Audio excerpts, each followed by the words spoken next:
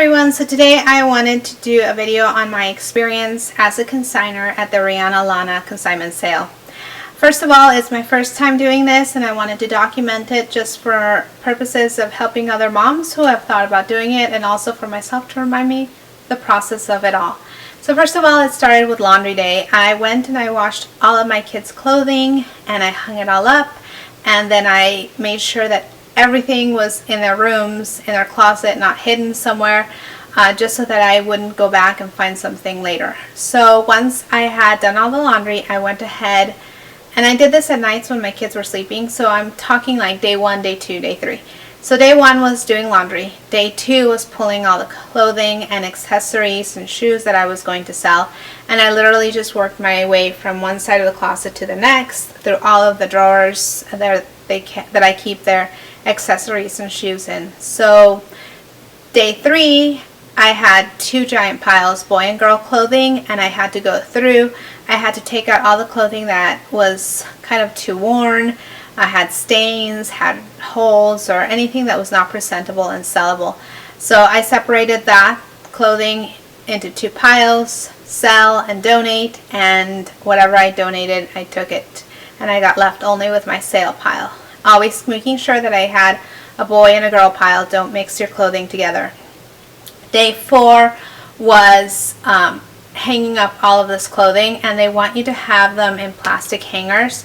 And I was actually had about 100 pieces of clothing, and I didn't have 100 kids hangers just lying around. So I put a post on Facebook asking if anybody was selling cheaply some kids hangers. I got lucky and somebody gave me a whole bunch of plastic hangers, but it's something that you would have to consider because they sell the packs for 10 for $1, but if I have 100 items, then that means a $10 investment in my part just to get hangers for the sale. So something to think about if you wanted to collect them throughout the year if you decide to do the consignment sale. So anyways, we're down to day 5. I had all of my clothing already hang, plastic hangers, right direction. I had used rubber bands to put my pieces that were like 2 pieces together, and day 5 was labeling them and tagging them. First of all, you're going to need these little pins, safety pins, to clip these little tags on, and the tags were sold to me for $100 for $2 by the Lana consignor lady, and so that was $2 spent, and $1 for the little safety pins at the dollar store. And you have to clip them on the clothing, and I like the dollar store ones because they came with these little tiny ones and they do less damage on your fabric than these giant ones. And that's one thing I was really scared of, was if I put this pin and it leaves a hole, I won't be able to sell this item on eBay. And some fabrics are more forgiving than others, but I was very careful still, and I put it like right hidden behind the little seam of the shirt, so that if I had to take it off, if there was a little hole, it would be under the seam and nobody would ever see it. So I put the pins, I put the tags, and then I was ready to enter them into their computer system. Now that's step 6, entering them into the computer system. You sign up, you put your name, your address, it gives you a little quiz about understanding what a consignment sale is, and then you enter your clothing in batches. I kind of got a little confused and did multiple batches. I think it would be easier in a way just to do one giant batch of it all. So I started with the girls' clothing. I had my first batch, and it has you enter 3 descriptions about each item. Like for this item, it says Carter's, which is the brand, and 2-piece and plaid with pants. So that was pretty easy, and you put the price. It'll ask you if you want the item to be donated or not, and it will ask you if you want this item to go 50% off sale the last 2 days of the consignment sale, and you can decide that. So the entering process was not that bad. It took me about 2 hours for, I want to say, about 100 items. So it wasn't that bad. I was a little, slow on it, but it goes by pretty quickly once you get the hang of it. So that's day 6. Day 7, you have all of these tags already on them, and when you enter them into the batch number, you have to write all these numbers on them, so that it makes the process easier when you go drop them off and get these printed labels at the consignment sale. So you will number these tags according to the way that you enter them into the batch system. And so this was what happened. Day 7 was drop-off day for me, and I took them to drop off. Now initially they told me that they would put these little labels on the shirts and clothing for me, and it didn't end up being like that. And I want to share this experience because this is what happened to me, and I want mothers to be prepared for this, especially when you have little ones. I got lucky. My mom watched my kids for me, and I showed up, and they told me that they were going to put the labels on the clothing for me, and instead they escorted me to a table. They had these tables set up, and they gave me these labels and these sheets, and they told me to label my clothing. So I had to sit there for like 30 minutes labeling each piece of clothing, matching the numbers, and like I said, I did multiple batches, so it was kind of confusing for me to put them. They gave me a rack to hang them on so I could put them in order, and I had to label, I had to line them up, but I had different batches, and it took a little bit of time. And then I had to wait around and wait for a lady to come and count my items. And what they do when they check them in, they just count, like the first batch had 10 items, so they just count. You just tell them this is the first batch, and they count 10 hangers, and that's how they verify that you're donating 10 items. So that took me about 30-40 minutes, and then I thought I could walk away and go, and I was done. But then they said, please hang your clothing. So that's why it's so important from the beginning that you're so organized. Girl clothing, boy clothing, size,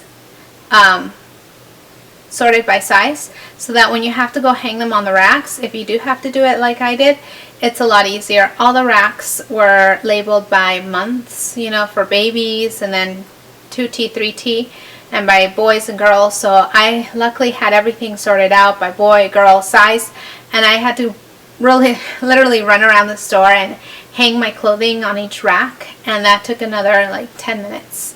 The only nice thing about that is that when I was done with it and I had hung up all my clothing, I went ahead and just let myself browse through all the racks to see what they had, and that way I knew that when I came back to purchase that I would what I would buy, and if there was something worth looking for when I came back. So that was the only little perk of it all.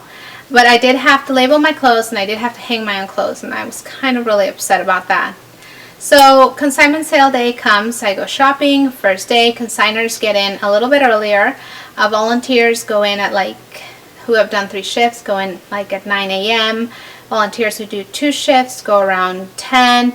Volunteers who did 1 shift, 11, and then consignors, and then I think military, and then expecting mothers. So that's how the first day preview of the consignment sale. And I went shopping, and I purchased about $50 worth of clothing. And so the whole consignment sale, I didn't go back, and I just went back to pick up my items on the last day. Now the last day they did surprise me. I was totally thinking that I was going to have to go and pull all of my clothing and find it throughout all the, all the clothing that was left over, and instead they had sorted it by color. They ask you what your name or your vendor ID is, and they said it's in the blue rack, and you went to the blue rack, and they had all of your clothing hung there, and with the little rubber band and your accessories in a bag, and so you can kind of just take them. They tell you to look through it, make sure you have all the items, but like I said, if you have multiple batches, it can get kind of confusing. So I was kind of in a hurry, and I said, I'm fine, this looks like my stuff, and I left. And when I got back, sure enough, I lost a couple of items. I was really upset about that. So when you go pick up, just be ready, and if you have 1 batch only, it'll be so much easier for you to check off your clothing. But I did get my clothing back.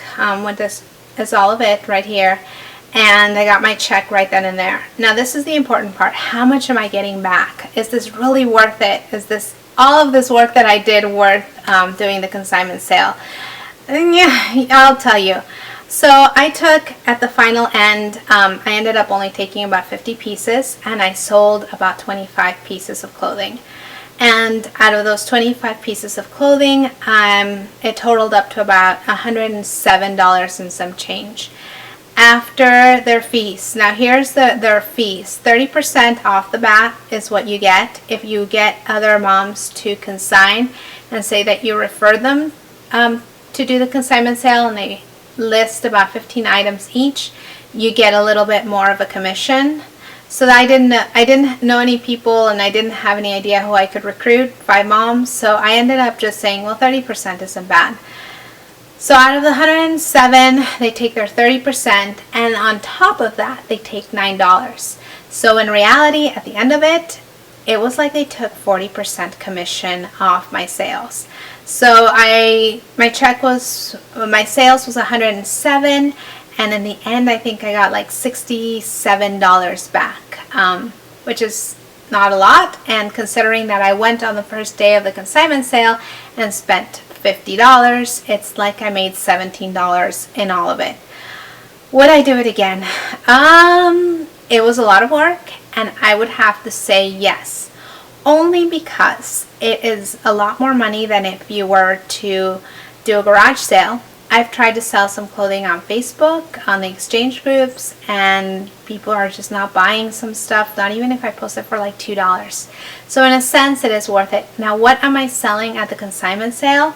All of my filler clothing. Now, my kids, I've become a little smarter with time over their clothing, and it's something that's been a hard lesson to learn for me. But we all have filler clothing. That cute little Carter's dress that you find on sale for like $5, or that little dress that somebody gives you that's like, you know, from Walmart or something.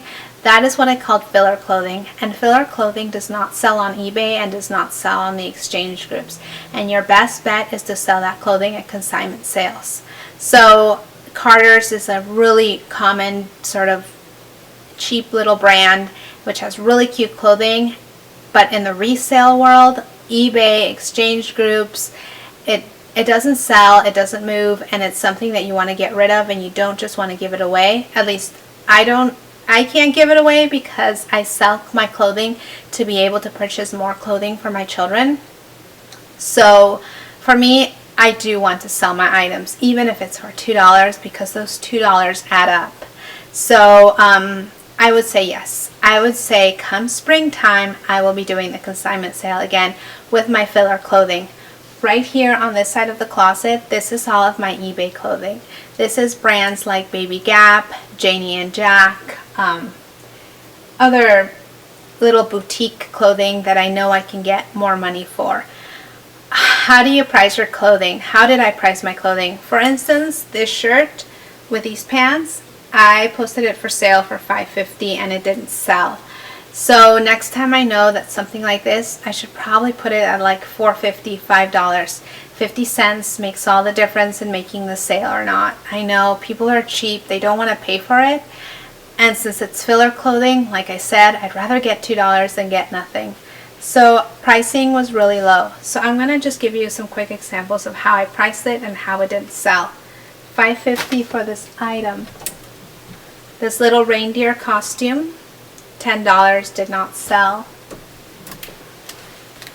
This little sweater this one's actually a Gymboree sweater for $4.50, did not sell. This Christmas dress for $5, did not sell. This little onesie for $3, did not sell. Oh, this totally surprised me. I tried a Baby Gap dress because I know I can sell this on eBay, but it didn't sell. I had it for $13 and it didn't sell. So just so you get an idea, this little dress was $4.50 from Gymboree and it didn't sell. You have to price it really cheaply, and you have to understand also, one thing I learned is baby clothing is really hard to get rid of.